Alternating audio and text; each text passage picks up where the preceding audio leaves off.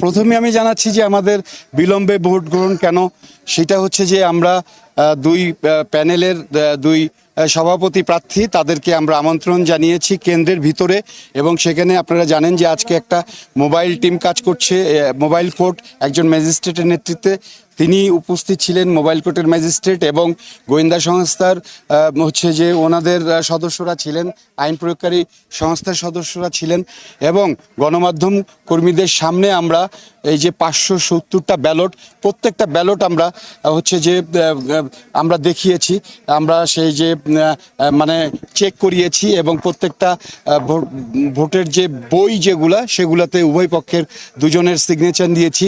আমরা স্বচ্ছ ব্যালট বাক্স সেটাকে আমরা সিল করেছি ওনাদের সামনে দেখিয়ে ওনাদের, এবং 8টি বুথ আছিল, সেই বুথে 8টি বুথে আমরা হচ্ছে যে তাদেরকে দেখিয়ে আমরা তারপরে ভোট শুরু করেছি। তাতে আমাদের আধা ঘন্টা সময় বেশি লেগেছে, এবং আমরা এই আধা ঘন্টা সময় 5টা পর্যন্ত আমাদের ভোট গ্রহণ ছিল, সেখান থেকে আমরা এই আধা ঘন্টা বাড়িয়ে 5:30 পর্যন্ত ভোট নিব। আর হচ্ছে ভোটের সার্বিক পরিস্থিতি, অনেকেই বলেছেন যে আমাদের হচ্ছে যে আমাদের আইনশৃঙ্খলা বাহিনীর লোকজন অনেক বেশি, এবং সেটা আপনারা জানেন যে শিল্পী সমিতির নির্বাচন মানেই হচ্ছে সেলিব্রিটি নির্বাচন। এই সেলিব্রিটিদের দেখার জন্য এমনি যদি আমরা নিরাপত্তার ব্যবস্থা না করি তাহলে উৎসুক জনতা, জনগণ এবং কিছু সংখ্যক যারা হচ্ছে যে মোবাইল নিয়ে ঢুকে পড়ে, তারা তাদের ঝামেলা এবং সব কিছু মিলিয়ে উত্ত্যক্ত করা শিল্পীদের। তো সেই জন্যই আমরা এই বাড়তি নিরাপত্তা এবং সেই নিরাপত্তার মধ্যে আমাদের ভোট গ্রহণ চলছে, এবং খুব সুষ্ঠু এবং সুন্দর পরিবেশে এখনও ভোট গ্রহণ চলছে। আর আপনাদের মাধ্যমে একটি কথা আমরা বলে রাখতে চাই, অনেক সময় আমাদের হচ্ছে যে আমাদের প্রার্থীরা, অনেক সময় আমাদের হচ্ছে যারা ভোটার তারা এবং উৎসুক জনতা যারা ভোটের রেজাল্ট জানতে চায়, তারা অনেক সময় অনেক কিছুই না বুঝে অনেক কথাই বলে ফেলেন যে কেন দেরি হচ্ছে, 570টা ভোট গুনতে এত সময় লাগে কিনা, তাহলে কি হচ্ছে ভিতরে আমরা জানতে পারছি না। তো এই যে কথাগুলো বলেন, আপনাদের উদ্দেশ্যে বলতে চাচ্ছি, 570টা ভোট যদি একটি করেও একটি ব্যালট পেপার গুনতেও যদি 2 মিনিট করে সময় লাগে, তাহলেও 1100 মিনিট, এবং 1100 মিনিট যদি ঘন্টা করি তাহলে 19 ঘন্টা। তা আমাদের মিনিমাম 19 ঘন্টা সময় আমাদের ভোট গুনতে লাগবে যদি 2 মিনিট করে আমরা একটা ব্যালট গুনি। তো আমরা 19 ঘন্টার আগে যত তাড়াতাড়ি পারি আমরা হচ্ছে যে রেজাল্ট দেওয়ার চেষ্টা করব ভোট গণনা শেষ করে।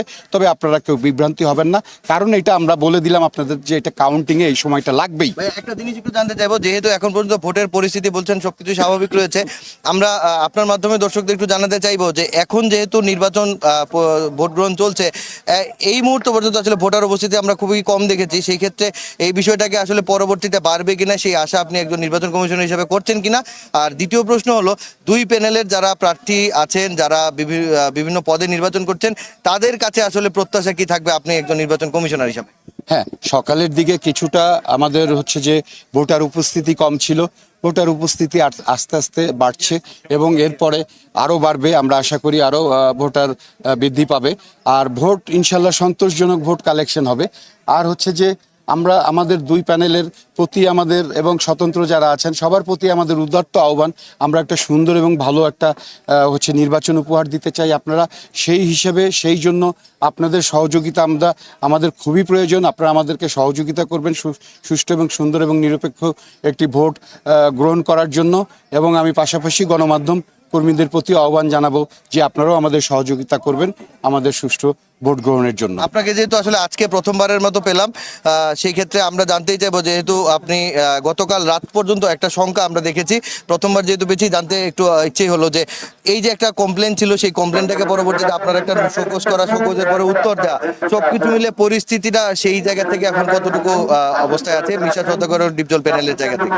হ্যাঁ, আমরা কালকে একটা কমপ্লেন পেয়েছিলাম মিশা সওদাগরের বিরুদ্ধে। তো মিশা সওদাগর ডিপজল মনোহর হোসেন ডিপজলের বিরুদ্ধে একটা কমপ্লেন পেয়েছিলাম, আমরা তাকে শোকজ করেছিলাম, সে উত্তর দিয়েছে, এবং সেই উত্তরটা আমরা হচ্ছে তার উত্তর এবং যে কমপ্লেন করেছে সেই কমপ্লেনের যে আমাদের হচ্ছে যে ফুটেজ আছে, একটা ফুটেজ দিয়েছে হচ্ছে যে পেন ড্রাইভে, সেগুলো আমরা ভোটের পরে পরীক্ষা নিরীক্ষা করে কমিশন তারপরে এটার বিষয়ে সিদ্ধান্ত নিবে। তো সেক্ষেত্রে এখন একটা দোলাচল ছোট হলেও রয়ে গেছে, আমরা বলতেই পারি ছোট একটা সিদ্ধান্তের দোলাচল। হ্যাঁ, আমরা সময়ের অভাবে আমরা পারিনি, আমরা এটা হচ্ছে নির্বাচনের আগেই শেষ করতে, তবে আমরা এটা হচ্ছে নির্বাচনের পরে শেষ করব ইনশাল্লাহ। আমরা খুব সততার সাথে এবং যদি কেউ দোষী হয় তাকে দোষী সাব্যস্ত করব, যদি তিনি দোষী না হন তাকে অব্যাহতি দেব। অবশ্যই অসংখ্য ধন্যবাদ আপনার মূল্যবান সময় দেওয়ার জন্য।